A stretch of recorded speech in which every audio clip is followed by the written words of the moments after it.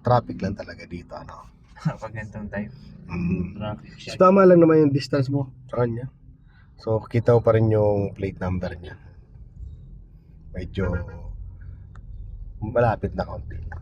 Pag natakbo, kailangan kita mo yung gulong. Slow down ka. Oh. Ayan, ano. Pag natakbo yung sakyan, nagro-rolling kayo, yung gulong niya sa likod, dapat kita mo lagi. Tapos ngayon, pag umistop siya, so bagalan mo, hanggang mawala lang yung gulong niya. Pag nawala, pag di mo nakita yung gulong niya, doon ka na, mag-stop ka na. Okay. Okay? Yan. Ba't kailangan kita yung gulong? Para yung guhit, ay kita mo rin. Kasi yung guhit na yan, hindi ka pwedeng lumagpas sa kaliwa o kanan. No? Kailangan nasa ano ka dyan. Lalay sa brake. Okay. Dahil pag nawala ng gulong, stop ka na dyan. No? Very good. Susundan mo lang siya. Yan. Kung nasa ng gulong niya, doon mo patamahin din yung gulong mo sa harapan. Yan. No? Okay. So pag ramdam mo nalapit ka sa kanya, so apa ka ng brake. So pag abang ng brake, unti-unti lang. So signal ka po ng kanan kasi medyo pa kanan tayo, ano. Punta tayo BGC. Yan. So ang attention mo diyan lagi nandiyan, tapos pag nakita mo nila pa kanan, ito sa ways. So doon na kagad ang tingin mo, doon sa pupuntahan mo. Okay? Doon na kagad. Titignan mo na kagad kung paano mo ipoposition sa sakyan mo doon sa pupuntahan mo. Tapos tingnan mo yung sitwasyon na to. Yung itong puti na to, kinakat niya na kagad itong itim. So possible, ikat ka rin niya. So alerto ka sa kanya. No, pag nag-cut na yan sa'yo, pagbigyan mo na yan kasi nakanguso na siya.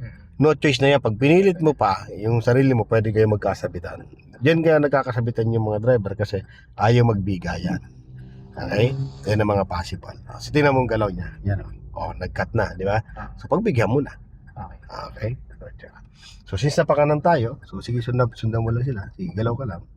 Sundan mo lang siya na.